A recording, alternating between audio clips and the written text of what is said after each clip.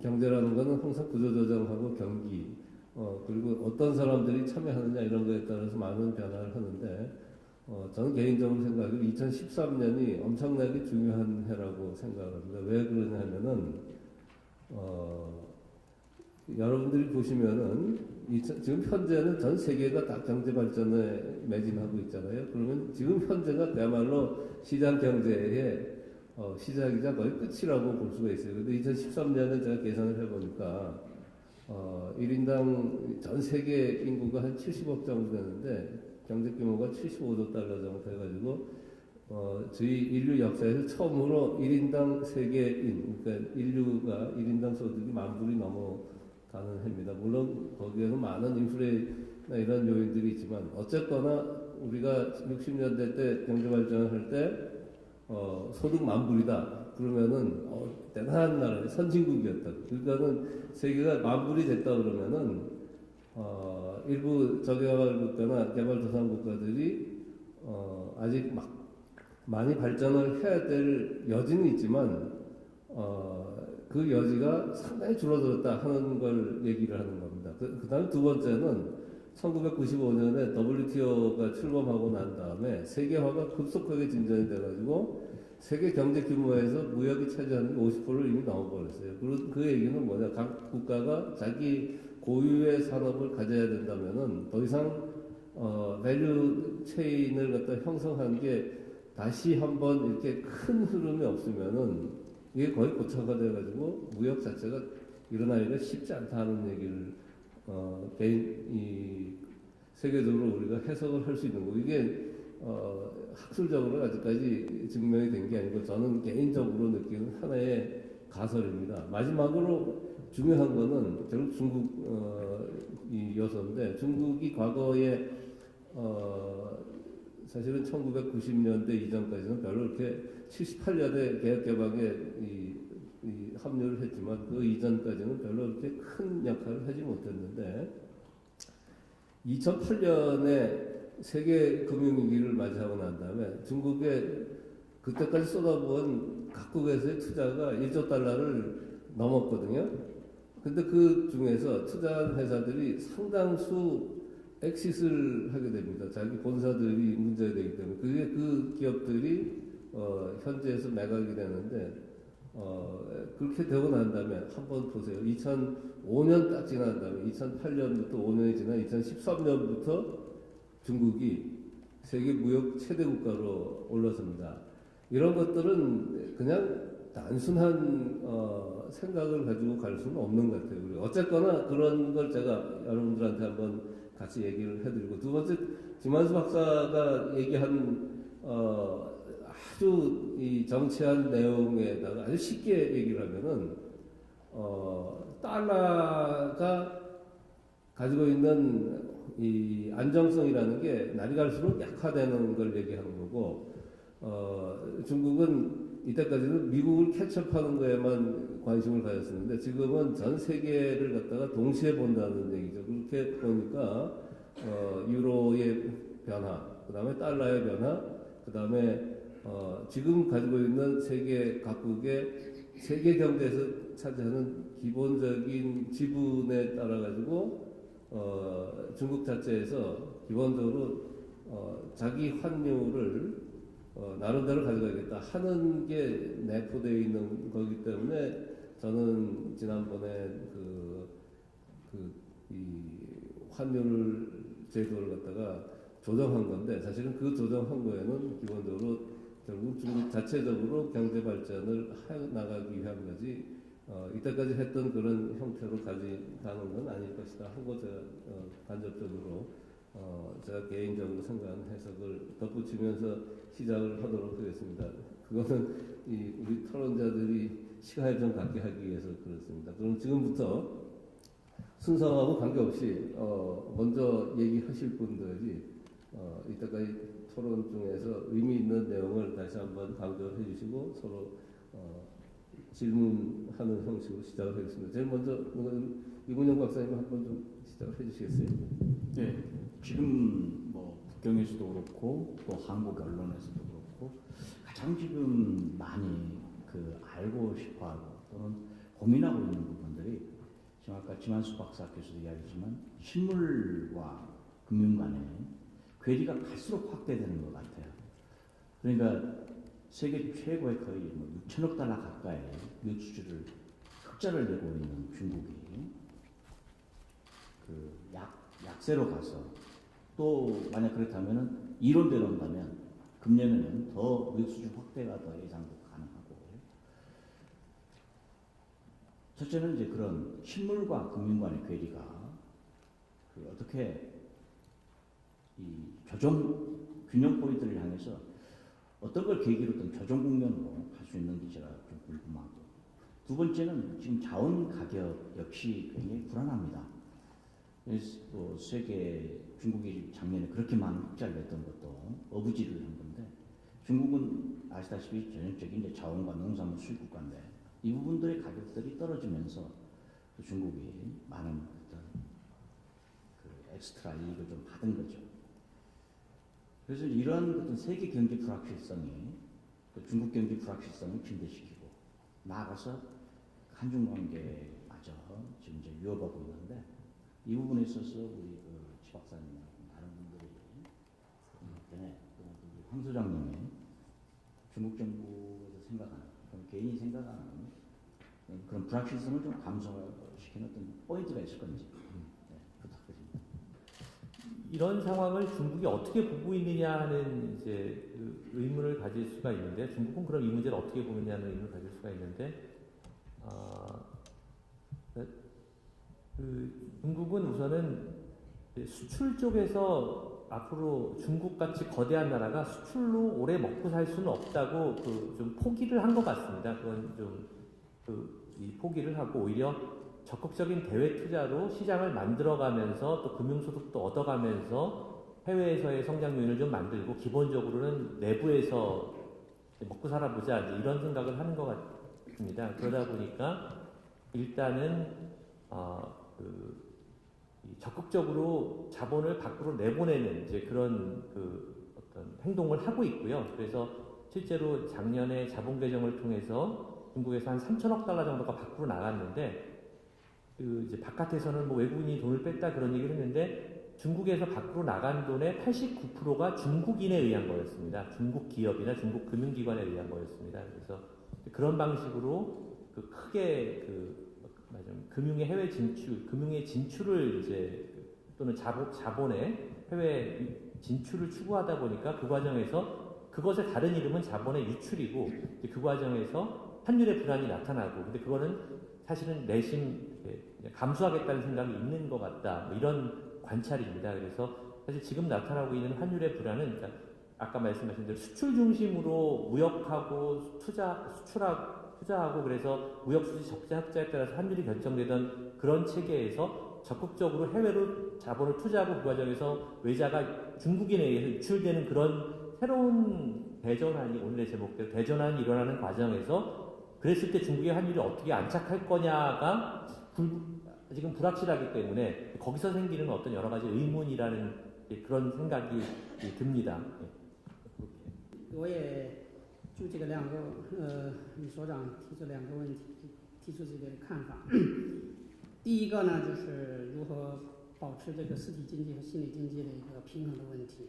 确实，在大家也看到，中国呢应该是实体经济走势不大好，这个一个是在下降的，但是那个心理经济呢是一个上升的，所以这两个这个插口剪刀差是比较大的。这个是因为呢，确实就是中国这个出口需求低迷以后，再加上这个中国的经济的下行，现在这个中国的个收入，城乡居民的收入水平也在下降，所以不光是国际的需求，还有国内的需求都在两边都在往下走，所以这个就是一个整个实体经济呢，发展比较困难。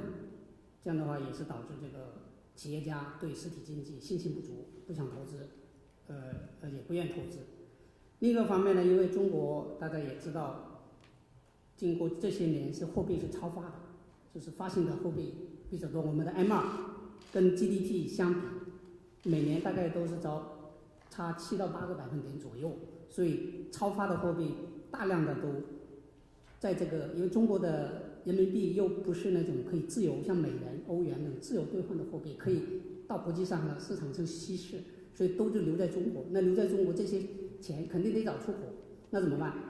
就在虚拟经济领域转圈圈，我们说的，要么就在股市里头，要么在房地产里头，要么就是搞各种理财等等。所以这个就看到的这个情况，确实这个是一个，如果这种不平衡发生越来越大，有可能就对中国经济的危机不稳定性很有影响。现在呢，中国现在做一个事儿，就是通过降低实体经济的成本，或者是说减税降费，还有降低银行的利息等等这些措施，让实体经济的效益把它提升起来。这样的话呢，使得这个金融资本更好的能够就是进入到实体经济领域去，这是一个方面。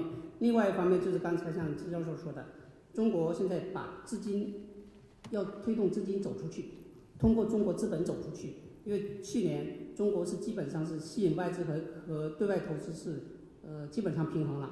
以后我想对外投资可能要超过吸引外资，就是通过一带一路和这个各种自贸区，就中韩、中澳还有自贸区，这样的话呢，把这个中国的剩余的这个更多的资金往外转移，这样的话呢，使得这个一方面把实体经济抬起来，这样的话两个就可以达到一个平衡，这是我一个观点。第二个呢，就对自然性产品价格的下降的问题，这个呢对中国来说是有利有弊。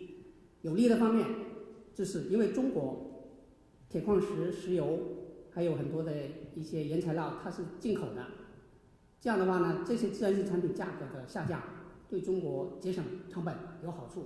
但是呢，这些自然性产品的这个下降也对中国的通缩带来影响，因为自然性产品价格降了以后，企业现在很多价格也降了很多，所以通缩呢对中国的经济就相当于是企业整个这个价格是低迷的，这样的话对经济的发展是不大有利的。当然了，这个里头就是中国的两个的差距还是中国的顺差，贸易的顺差还是比较大。但现在中国也是通过这个方面呢，就是一带一路转移产能啊，转移这些，把这个我们的原材料的需求往外转，这样的话呢，就使得这个自然性的这个价格的这个降幅可能会稍微降低少一点，好吧？我就这样。 지금 계속되는 얘기가 결국은 중국이 단어를 두 개를 집약을 하면 구조조정하고 환율 이걸로 계속해서 집약이 되는 것 같아요. 근데 이제 플로어에서도 몇 분이 그런 거하고 관련된 질문을 하시는 것 같습니다. 그러니까 구조조정이 불가피하다 이제 이렇게 생각하고 저 개인적으로도 금년은 아마 중국이 대대적으로 국내적으로도 구조조정을 해야 될 거고 그 일환으로서 해외 M&A를 엄청나게 할 거로 생각이 되는데 여기서 이제 많은 분들이 질문을 하는 게 우선 첫 번째는 구조조정을 하는 경우에 결국은 이 생산 캐파를 갖다 줄여야 되고 그러다 보면은 인력 구조조정이 필연적으로 들어오는데 아까 이 철강하고 석탄의 경우에 다 포함을 하면은 지금 구조조정을 해서 실업 정리해드릴 여기 한 300~400만 명 정도 된다는 얘기를 하셨거든요. 이걸 갖다가 어떤 식으로 정부 쪽에서 과연 해소할 수 있을는지 하는 거하고 일부에서 아까 소로스 얘기도 나왔습니다만 헤지 펀드들이 중국 이 환율에 투기성 수요를 많이 발생을 해가지고 이게 더 가변성 같은 걸 강하게 할 수 있지 않느냐 하는 얘기를 하고 있어요. 그런데 오늘 이 신한은행에서 나오신 애널리스트의 박 선생이 아주 재미난 얘기들을 많이 하시는 것 같아요. 그래서 좀 이따 우리 박 선생님한테 기회를 한번 드리도록 하고 현지에서 우리 홍 부관장님은 어떻게 지금 이 중국에 대해서 생각을 하고 계십니까? 구조조정이나 이런 것들에 대해서 지금은 그런 과정에서 이제 여러 가지 어떤 부작용이라는 문제점이 발생을 하니까 오늘 세미나의 어떤 좀 화두이기도 합니다만 13.5개년 계획부터는 어떤 공급적 개혁 이런 부분이 이제 키워드로 또 등장을 하고 있는 그런 상황인 것 같습니다. 여러 가지 어떤 그 공급 관련해서 어떤 공급 관계 해소라든지 어떤 효율을 증가시키기 위한 그런 부분이 있어가지고 여러 가지 정책이라든지 이런 부분이 많이 나오고 있는 것 같은데 이 과정에서 또 이제 그게 어떻게 진행이 될지 그런 부분을 저도 좀 관심 있게 이제 보는 부분입니다만은 제가 오늘 저기 마침 이제 그 우리 황한 소장님께서 오셨으니까 한번 제가 좀 여쭤보고 싶은 부분은 일단 이제 기존에 이제 2013년 말 2014년 그때 중국 정부가 이런 과거의 중국의 경제 성장 방식을 기존의 어떤 양적인 성장 위해서 질적인 성장으로 이제 패러다임을 바꾸겠다.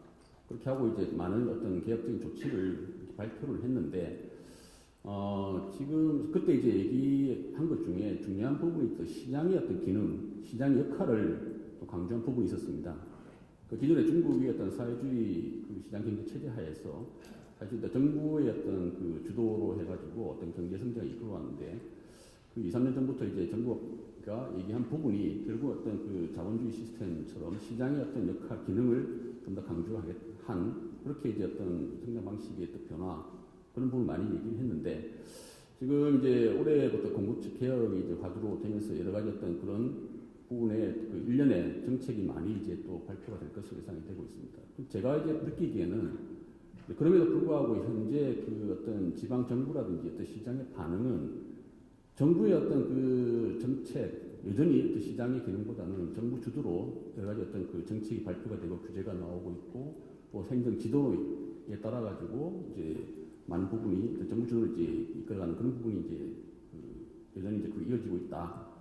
그런 얘기인데 제가 보기에는 그런 부분을 지금 우리 황 소장님께서는 어떻게 이제 보고 계시는지 그런 부분이 어떤 그 정부의 어떤 입장 변화가 있는 건지 아니면은 좀 더 시간을 좀 두고 봐야 되는 문제인지 그런 부분에 대해서 좀 이제 궁금합니다. 중국의 정책의 퍼즐을 맞춰보면 그런 그림은 아닙니다. 올해 이 전인대를 앞두고 있지만 정부 정책 방향성을 보시면 이 구조조정을 이제 가장 우선순위의 정책 안으로 올렸죠. 근데 실질적으로 보면 구조조정이라는 건 한계 기업의 디폴트와 인수합병 진행되어야 하는 겁니다. 한국도 단 한 번밖에 못했습니다. 자생적이 아닌 사회적인 IMF라는 외환위기를 겪으면서 기업의 생산 설비와 그리고 기업이 가지고 있는 가해가지고 있는 부채를 이제 조정한 거죠. 근데 중국은 이 자생적으로 뭘 해보겠다라고 이야기를 하는데 중국의 구조조정의 방향성은 아주 큰 아이러니를 가지고 있어요. 구조조정을 최우선 정책 우선순위로 높였음에도 불구하고 올해 중국의 공식적인 재정과 통화의 정책은 확장입니다. 통화를 온건하다라고 이야기하고 있지만 이 거의 3월에 가까운 이 시점에서 봤을 때 중국은 작년보다 훨씬 많은 통화를 풀고 있어요. 그리고 이 중국이 구조조정을 진행한다면서 안정적인 경기를 유지할 거라는 이야기를 계속해서 강조하고 있어요. 우리가 보는 구조조정이랑은 전혀 다른 그림이죠. 그래서 중국이 하는 개혁의 방향성의 퍼즐을 맞춰보면 결국은 안정적인 경기를 유지하면서 경기 하방 압력을 확대하지 않을 거라는 아이러니를 이야기하고 있는 거예요. 저는 그게 이 중국이 이야기하는 구조조정의 핵심일 거라고 비판하는 게 아니고 그 관점에서 저희가 새롭게 바라봐야 된다고 생각을 하고 거기에서 이제 핵심이 그 중국의 그 1대1로라 이야기하는 거죠. 처음으로 시행되는 모습인 것 같은데 해외에서 수요를 확대해서 자국 내 쌓여있는 재고들이나 경기 하방 압력을 확대하려는 모델을 전 세계에서 처음으로 가져가려는 것 같고 그리고 국유 기업들의 인수합병을 통해서 이 생산 설비를 조정하는 밑그림을 그리려는 것 같다라는 생각이 들었습니다. 그래서 그 관점에서 저희가 좀 새롭게 중국의 구조조정 정책을 봐야 되지 않겠냐. 그래서 구조조정은 특히 이제 중국의 은행의 부실이나 앞에서 말씀드렸던 실업의 문제를 야기하겠지만 이 중국이 어떤 방향성으로 갈지에 대한 이번에 13.5개년 설명해 줄 수 있을지를 보셔야 되고 그 전인대에서 그 강도를 보는 게 아주 중요한 포인트라고 생각합니다. 그리고 이건 중국의 국유자산관리위원회나 지방정부의 동의가 필요한 것이기 때문에 소속되는 정책들이 어떻게 진행되는지를 좀 잘 보셔야 될 것 같다라는 생각이 들어서 이 시장 경제 관점에서 중국의 구조조정 판단해서 안 된다고 생각합니다. 네, 좋습니다. 우리 황 소장님 이어서 구조조정에 대해서 좀 말씀을 해주겠습니다. 刚才这个说到这个中国，特别是习近平和李克强这一届这个中央上台了以后呢，特别强调发挥市场经济的功能，是吧？要有市场起决定作用。其中包括今年推出的供给侧改革，也是想在这个方面做探索。但是呢，大家就是也知道，因为中国是一个原来是政府主导性很强的一个我们叫社会主义市场经济国家，所以这个一下子想完全从政府主导的经济增长模式转到市场经济增长模式，这个不是一时半会这个很快就能做到的事情，它是要有个过程。现在呢是有几个问题，就是一个方面，现在中央政府搞的简政放权，就是政府要放权，要发挥市场经济作用。现在主要是中央政府放得多，但是到省一级、第4一级放得少，放得慢，因为放了以后很多具体操作层面还是在省政府和市县政府，所以他们放得比较慢，所以大家感觉不明显，这是一个。第二个呢，中国现在也在从原来的就是我们说的事前审批制搞审批，你搞上我们叫正面清单嘛，有中国政府原来出这个鼓励发展哪些行业，限制发展，禁止哪些，这个都需要政府来审批的。现在将来要过渡到这个负面清单，但是在这个负面清单，中国原来没有过经验，现在只是在上海、广东、四川一些省搞一些试点，正在探索。我想，但是呢，这个积累经验，它要到2017年、18年，就在中国全面推开。如果是搞了负面清单以后，我想这个企业的自由度就会增加了，就是负面不让进的我不进，其他的你政府管不了我，这样的话就可能会市场经济这个发挥作用就会更加明显。这是我想说明的几个问题。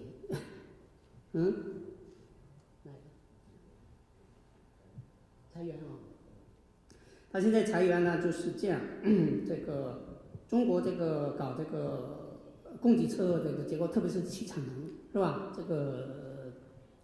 这个煤炭现在是这钢铁和煤炭，我觉得下一步还有水泥，有色金属，还有石化等等这些行业都也陆陆续续的都在做。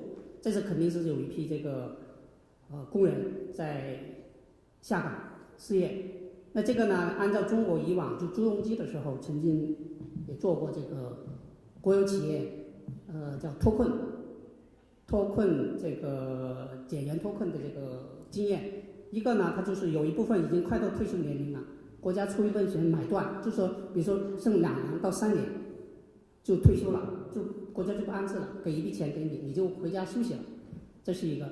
第二呢，就是政府呢就是给你培训。就是搞一些培训班，比如说现在中国的服务业现在发展的很快，有些服务领域像医院、护士，这个包括一些这个我们说的这个教育，这样是远远不够的。包括你看农民工，很多农民工子女在城市里头，上一个学校都上得不大好，这种教育人员不够，所以通过这个培训呢，来转移一部分。工人，这是一个。第三个呢，我们中国现在不是搞那个双创，就是创新创业。这个国家呢给支持，就是说你出来以后，你想搞创业，政府提供一些平台，一个免费的一些我们说工作室，或者是叫场地，你自己在那可以创业，这样可以解决一部分人。还有呢，一些政府购买一些公共服务，比如说原来的那个搞环境卫生的，还有搞一些政府的一些其他的这种公共服务的领域，政府呢购买一批公共服务让你去做，这样呢通过这些方面嘛，也可以能够缓解一部分，但可能要彻底的做到也是还是要做出很大努力。네, 감사합니다. 우리 지 박사님한테 헤지펀드에 대한 걸 어떻게 판단을 하고 계시는지.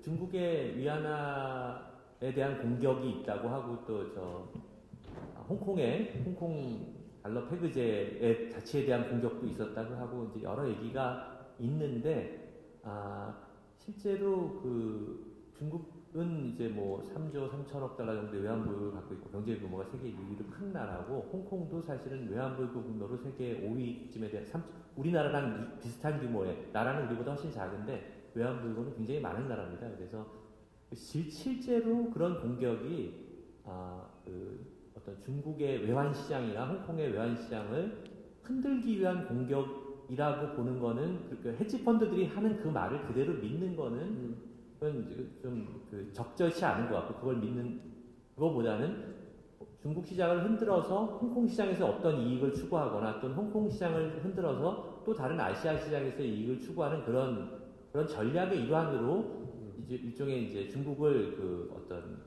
언론 플레이의 어떤 대상으로 삼는 그런 양상이 나타나고 있는 것 같다는 생각이 들고요. 그렇지만 중요한 거는 그게 터무니없는 얘기를 한다면 그런 얘기를 한다고 해서 먹히질 않을 텐데 중국이 어떤 갖고 있는 또는 홍콩이 갖고 있는 외환시장에서나 거시경제구조에서의 취약성이 마침 여러 가지로 노출되고 있기 때문에 이제 그런 얘기가 실제로 또 시장에서 먹히고 그것 때문에 거기에 공감하는 사람들이 그 비슷한 방향의 어떤 베팅을 하고 또 그런 것에 놀래서 중국이나 홍콩 정부도 그냥 정말 걱정 없다면 가만히 있으면 되는데 그게 아니고 적극적인 방식으로 대응을 하고 그 과정에서 시장에 변화가 생기고 그러는 게 아닌가 그런 생각이 듭니다. 그래서 사실은 그래서 헤지펀드가 나쁘다 좋다 이런 얘기를 하는 것보다는 좀 우리 금융기관들도 그 정도의 좀 그런 헤지펀드 같은 능력을 갖고 좀 중국도 좀 흔들어보고 그랬으면 좋겠습니다. 저는 관련 보고서를 어제 아침에 적었는데 카이베스라는 사람이 이야기하는 게 되게 재밌는 것 같아요. 조지 소로스는 저희가 잘 모르고 있지만 위안화라는 단어를 한 번도 쓴 적이 없습니다. 아세안 통화라고 이야기하고 중국의 경착륙을 요구했었죠. 중국이 이제 그쪽에서 과민 반응하다 보니까 커졌던 거고요. 이 카이베스라는 분이 쓴 투자자 서한이 사실 최근에 가장 큰 이슈였어요. 근데 정말 정독을 해서 읽어보고 데이터도 다시 검증을 해봤지만 그분의 의견의 80% 동의합니다. 중국이 구조조정에 들어서면서 경기 압박력이 확대되고 그러면 기업의 부실이 커질 수 있다라는 이야기가 80%예요. 그 부분은 근데 여기 계신 모든 분들이 다 알고 있는 거예요. 새로운 이야기는 아니에요. 이제 그분의 추정에서 이제 가장 우려스러운 건 중국이 3.2조 달러의 외환보유고 부족한 3.5조 달러의 은행 부실이 날 거고 이건 서브프라임의 4배라는 거예요. 강가되지 않았던 이야기들을 저는 좀 드리면 그 정도로 날려면 제가 중국의 MPL이라는 걸 북을 다 까봤습니다. 5대 국은행. 그러면 MPL이라는 부실 채권 비중이 30%예요. 현재 1.6%니까요. 20배가 넘게 되어요. 그러면 현명한 투자자라면 중국의 기업들의 부실이 30%가 되면 그리스보다 높은 수준이에요. 가장 취약한 위험 자산을 건드리는 게 헤지펀드가 맞는 그림이고 2년 동안 레버리지를 일으켜서 헤지펀드가 위안화를 공격한다는 자체가 말이 안 돼요. 그쪽에서 조금 부정이 있어야 되겠다는 생각이 드는데 이제 김원수 박사님 말씀하셨던 것처럼 그 앞에 80%에 대한 저희 대한 계속해서 그때 검증은 있어야 된다는 생각. 우리보다 더 5천만이 사는 나라보다 더 빨리 13억 인구들이 바로 한 보름 정도 되면 거의 모든 통계가 국가통계국 홈페이지를 통해서 나타나는데 그건 샘플링이라고 보는 거죠. 그러니까 중국의 전체 인구가 얼마인지 그 조자영 총리 때도 하나님만 안다고 그랬거든요. 그러니까 중국 그러나 확실한 거는 그 통계 추세는 분명하고 또 하나 중국이 지금 이제 체제 전환 국가입니다. 예를 들면 영업세가 부가가치세로 지금 전환되고 있죠. 과거에는 어떤 지표, 이거 우리도 마찬가지잖아요. 우리도 중소기업 식당들은 과표 기준이 정해져 있습니다. 근데 이거를 이제 부가세로 전환하면 실제 매출의 기준으로 바뀌는 거거든요. 그러는 과정에 중국의 3차 서비스 산업의 비중이 아주 굉장히 빠른 속도로 지금 올라가고 있죠. 실질과 약간 차이는 있습니다. 그러나 전체적으로 중국 정부가 의도적으로 거짓말할 이유는 전혀 없다고 봅니다. 한국의 경제해법으로 넘어가겠습니다만 질의를 프로에서 하셨는데 최근에 이 우리나라의 효자 종목으로 알려진 반도체 분야에 있어서 리딩 업체들 제가 업체를 갖다가 지적은 안 하겠습니다만 그 중에 많은 인재들이 아주 최고의 가격으로 중국 쪽으로 넘어가고 있다는 그런 얘기들도 있고 하는 게 있습니다. 이런 거에 대해서 어떻게 반도체 산업을 어떻게 앞으로 봐야 되는지 이런 질문도 있고, 그 다음에 최근에 그 한중 관계에 있어서 아주 좋은 걸 우리 코트라에서는 발표를 하셨는데, 아주 최근에는 사스 문제가 좀 있는 거 아니냐. 근데 그렇게 되는 경우에 그야말로 경제적으로든지 어떤 제재를 가할 수 있을까 하는 걸 한번 생각을 해볼 수 있겠느냐 하는 질문이 또 나왔어요. 이거는 아주 재미있는 질문인데 사실은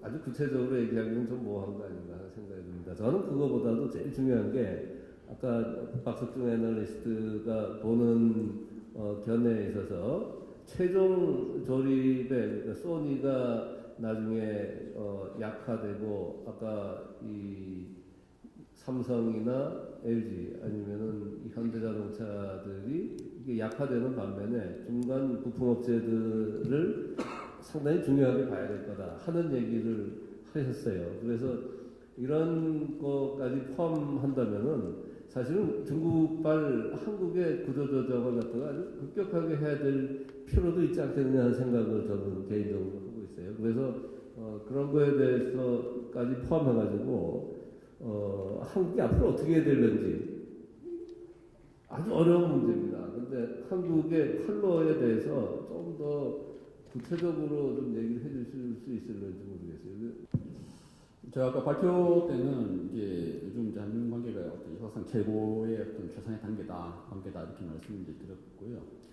저도 이제 그 최근 이제 많은 이제 중국 사람들을 만나면은 요즘 이제 한중 관계가 이렇게 좋으니까 한국과의 어떤 그 뭐 경제 교류, 협력 이런 부분에 대해서는 사실 이 한 책 2년 정도가 이제 기회다. 그래서 박근혜 정부 어떤 그 동안에 이런 좋은 기회를 활용을 해가지고 한국의 기업과의 어떤 협력을 강화하고 또 지방 정부 차원에서 또 한국의 어떤 뭐 그 지자체라든지 또 어떤 여러 어떤 프로젝트 관련해가지고는 이 기회를 통해 가지고 이게 해야 된다. 사실 정권이 바뀌고 나면 또 한중 관계가 어떻게 될지 모른다. 그렇기 때문에 또 한 2, 3년 정도가 이제 자기네로서는 상당히 어떤 저의 기회로 이제 말을 하고 있고 또 이제 그렇게 생각하고 있기 때문에 적극적으로 한국 기업과의 어떤 뭐 경제 교류라는 그런 부분을 많이 이야기를 하고 있는 상황입니다. 최근에 이제 사드 관련 이제 그 문제가 상당히 이슈가 되고 있고 어떻게 좀 진행이 되느냐에 따라 가지고 앞으로의 한중 관계, 특히 이제 경제 교류에 있어 가지고 어떤 많은 영향을 미칠 수 있을 것 같은데 저희도 이제 관련해 가지고 모니터링을 이제 많이 하고 있습니다. 중국의 기업들, 바이어, 투자가 대상으로 해가지고 어떤 최근에 어떤 이슈, 북한의 어떤 미사일 발사 그리고 사드 관련해가지고 모니터링을 많이 하고 있는데 일단 이제 북한의 어떤 문제에 대해서는 사실 이제 바이어들, 투자가들이 크게 이제 뭐 인식을 안 하고 있고 뭐 계속 이제 있어왔던 일, 그 정도로 이제 생각하고 있는데 사드 관련해서는 조금 이제 인식이 다른 것 같습니다. 그래서 저희도 이런 부분은 좀 예의주시하고 있고 그래서 좀 모니터링을 하고 있는 상황입니다. 일단 저희 쪽에 만약에 사드가 원만 해결된다고 그러면은 사실 뭐 별 문제가 없겠습니다만 역시 이제 그런 부분이 조금 이제 이제 저희가 생각하고 있는 것과 다르게 이제 또 진행이 된다 그러면은 이제 상당히 좀 우려되는 부분이 이제 있고요. 그 부분은 결국 이제 어떤 여러 가지 부분이 나타날 수 있을 것 같은데 일단 그 어떤 관광 그 요커 급증하는 이제 어떤 중국의 요커들의 어떤 한국 방문 그런 부분에 많은 좀 영향을 미칠 수 있는 그런 상황이 나타날 수 있을 것 같고 또 언론을 통해 가지고 어떤 그런 부분이 많이 이슈가 되고 하면은 전체적으로 어떤 지금 최근 어떤 소비재, 뭐 한류 이런 부분을 인해 가지고 우리 어떤 그 한국 제품 대한 어떤 그 분위기 이미지가 좋은데 그런 부분이 어떤 한국산의 어떤 불매라든지 그런 쪽으로도 좀 이제 비화되지 않을까 그런 부분을 이제 일선에서는 많이 좀 이제 우려를 하고 있는 그런 상황인 것 같습니다. 네, 감사합니다. 이 소장. 예. 뭐 현장에서 보는 거는 일단 크게 그 두 가지 특징이 있는 것 같습니다. 첫째는 굉장히 불확실하다. 기업이 제일 싫어하는 게 불확실성인데 그러면 중국에서 연유하는 게 아니라 세계 경제에서 연유돼서 중국으로 전파되는 그런 과정에서 또 한중 관계도 불확실한 게 가장 큰 특징이거든요. 두 번째는 한중 관계 단적으로 보면은 역시 양면성이 있는 것 같아요. 하나는 이제 한중 관계 수교 20주년이 넘었다 보니까 성년이 되다 보니까 이제 성숙기에 들어섰다는 거죠. 네, 한중 관계가 그래서 그 단점이 있는 게 이제 한중 FTA로 우리가 표현할 수 있는 거고. 또 하나는 이제 중국 자체가 전환되고 있다. 그 뭐냐면 그동안에 중국이 전부 세계 공장할 때는 전부 주도했는데 이제는 이제 예수 소비가 중심이다 보니까 시장 미디엄으로 바뀌고 있다는 거죠. 그러는 과정에 또 우리 기업들도 뜨는 산업이 있고 거기서 쉽게 말해서 화장품이나 식품이나 이런 거는 굉장히 좀 빨리 성장하고 반면에 또 지는 산업들도 있더라 이거죠.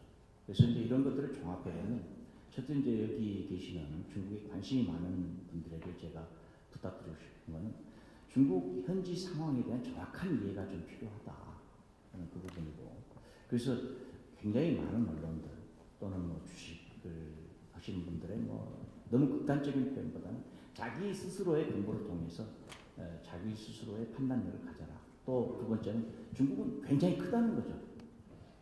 그러니까 중국이란 단어를 하나에 쓰기에는 어떤 현상을 설명할 때 너무 부족합니다. 그래서 중국을 좀 디테일하게 봐라. 내 업종을 들여다보고 그 업종에 맞는 그 지역을 다시 찾아보라는 거죠. 작년에 중국이 그 각 성별 31개 성시 중에 그 격차가 거의 20% 가까이 납니다. 제일 높은 성하고 제일 낮은 성. 어찌 이게 하나의 국가냐 이거죠. 또 국민소득 수준에 따라서 다양한 산업 구조를 갖고 있습니다.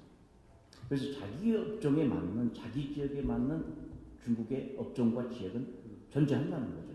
그래서 좀 중국에 대한 체계적인 좀 이해를 가지고 중국 시장에 계속 진출한다면 우리의 대중 수출 확대를 또 늘리게 할 것이고 또 우리 경제에 크게 도움이 될 거라고 저는 생각합니다. 네, 감사합니다. 근데 지금 현재 이 중국 화폐의 가변성이 과거보다 훨씬 더 심해지기 때문에 이게 많이 좌절이 될 거다 하는 얘기를 하셨잖아요. 그러니까는 그 8월 11일 이전까지 하고 그 이후에 급격한 변화가 있나요? 원위안화 허브의 좌절로 완전히 이어졌다고 평가할 수 있을까요? 어떤 수치적인 뭐가 있을까요? 사실은 8월 그 환율 전에 이제 그 주가 이벤트가 주가의 폭락이 있었기 때문에 근데 결국 원위안화 허브를 해서 우리가 위안화를 쓴다는 거는 어떤 방식으로든 우리한테 위안화가 들어오면 그걸 가지고 중국의 어딘가에 투자를 하는 거였는데 작년에 이제 그 7월달 6월 12일부터 중국의 주가가 대폭락을 하면서 사실은 그 위안화를 가지고 최종적으로는 중국에 투자해야 되는데 그 투자의 대상이 되는 중국의 시장 자체가 이제 굉장히 불안해졌기 때문에 주가가 폭락을 했기 때문에 그때부터 이제 좀 많이 그 의욕은 꺾였다고 뭐 이제 다들 지금 언제 이제 말하자면 손절배를 해야 되나 뭐 아니면 뭐 어떻게 해야 되나 이런 걸 고민하고 있지 차로 이제 들어가긴 좀 어려운 그런 상황이 좀 돼버린 것 같고요.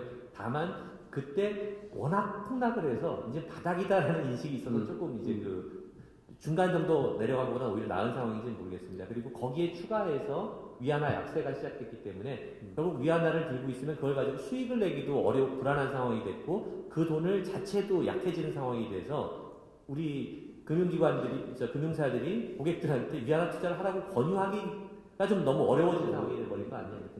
네, 감사합니다. 우리 박사부 가령 돈이 나한테 1억이 있다. 그러면 그 돈을 갖다가 한국에 있는 중국 유관 주식에다가 투자하라는 얘기인지 그 중에서 업종을 아까 쭉 얘기한 그런 데다가 투자를 하라는 얘기인지 아니면은 다른 루트를 통해서 홍콩을 통한다든지 아니면 다른 루트를 통해서 일반인들한테 투자를 권유할 수 있을런지 직접적으로 물어보셨으니 그냥 참고만 하시면 저는 한국은 아주 비정상적인 자산을 갖고 있는 나라예요. 저희는 소저성장 국가이자 어디에도 안전하게 3% 보장받을 수 있는 상품이 없는 나라. 보험사가 역마진으로 돌아서 3, 4년이 됐죠. 그 정도의 나라는 해외 투자에 대한 비중이 개인 자산에서 30, 40% 정도가 평균적으로 들어가야 되지만 제가 만나본 개인 투자분들 중에 실물 자산 포함해서 전체 자산의 5% 이상을 해외 투자하시는 분이 없어요. 중국 투자는 어떤 뭐 투자 메리트의 의무를 떠나서 구조적으로 저희가 계속 밀려갈 거죠. 그리고 해외 투자의 기본은 한국에 없는 금리를 사는 거고요. 한국에 없는 성장을 하는 건데 그 관점에서 저희는 싫든 좋든 중국에 대한 비중은 계속 늘려갈 겁니다. 그 관점에서 저는 중국 투자에 대한 단기적인 이 그림에서 올해 뭐 크게 썩 재밌을 것 같다라는 생각은 하지 않는데 지금 정도의 가격대면 중국의 그림을 저는 보고 있고요. 그리고 국내 업종은 그래서 이제 국내 관련 주들이 다 좋냐 그럴 것 같지는 않아요. 그래서 선별해서 아까 앞에서 제가 말씀드렸던 15% 이상에 대한 성장을 3년 동안 이어갈 수 있는 산업에서 우리가 중국에서 경쟁력을 갖고 있는 업종에 대한 선별적 투자를 해야 된다는 조금 비겁한 이야기 드려야 될 것 같습니다. 네. 한국 기업을 어떤 평가를 좀 해달라고 그랬는데 그거에 대해서 제가 기회를 드리겠습니다. 行，我刚才同意这个洪教授、李所长的这个看法。实际上，中国市场现在是仅次于美国的第2大市场。现在中国去年的社会零售品这个销售总额大概是接近40万亿人民币。这个将来肯定现在还是按10%的速度在增长，所以在未来的可能3到5年应该会超过美国，成为第1大，这是一个。第二个呢，中国的市场需求是多层次的。实际上刚才我觉得中国啊，低端、中端、高端制造消费品市场实际上都供给不足，我认为。为什么说我们说低端？现在中国很多低端的产业产能过剩，是因为现在中国还有7000，就是说我们公布啊，7000多万的贫困人口。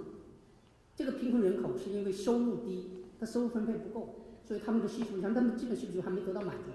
如果是将来他们的需求、他们的收入上来，这个需求也是很大的，所以低端也有，中高端呢更不用说了，是吧？那中高端收入的，所以这个呢，我就说，如果韩国的企业能够以同样的价格，但是更好的性能提供低端产品，那中国也有市场。然后以中等的价格提供中端的产品，就这个是因为现在韩国的产品在中国市场来说，我们定位为中端，因为高端是欧美、日本，是吧？韩国的产品是中端，然后中国的产品是低端，是这样的。所以这是一个，我就想再补充。当然还有服务业，服务业现在是中国是非常缺的，这个是我们觉得像韩国的旅游、养老、文化、健康，这都在中国，我认为都有市场空间。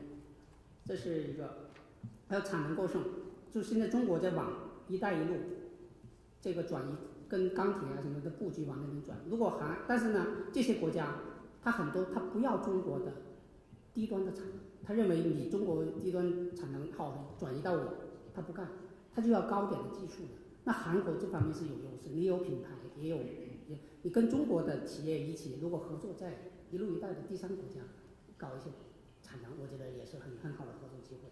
这是我讲的第一点。第二点，中国企业在中国市场的表现，韩国企业在市场的表现，我认为呢，应该说还是不错，而且是很好的机遇，因为是中日韩，我们说中国日本应该说是关系现在是比较政治关系啊，应该说是比较低迷的，所以中国人因为政治关系对日本的产品有一种心里头有一种不大排斥感，但是呢，对韩国的产品就没有这样，所以这是我觉得是韩国的一个企业的进入中国市场、打开中国一个很好的一个机会。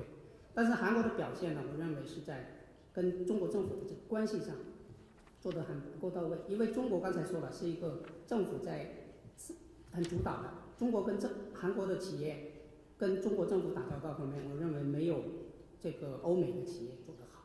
你比如说像空客、波音，还有一些企业，他们都在中国搞一些那个培训班，或者定期的就跟中国的一些政府啊，还有一些企业的。每年搞G7，就是请这些人去参加一些交流培训啊，这种活动，通过这个拉紧政府的关系，因为政府这有什么信息就提供给你这些企业，我想出台什么东西呢？这样你就有了信息以后，你就会提前做出决策。所以我给韩国企业的建议就是，在这种目前政府主导经济还没改变的情况下，要跟政府做好关系。 우리 오늘 비즈니스워치에서 이런 기회를 가지고 한국에서 가장 현업에서 아니면 이 현지에서 이 핵심적인 일을 가장 오랫동안 하신 분들을 모시고 이런 기회를 가진 것에 대해서 다시 한번 감사드리면서 오늘 중국에 대전한 한국경제해법론이라는 이런 국제경제 세미나를 마지막으로 마치도록 하겠습니다. 다시 한번 여러분 방청자들한테 감사를 드리고 오늘 참가해 주신 토론자들께 다 같이 박수를 치면서 수고를 해보겠습니다. 감사합니다.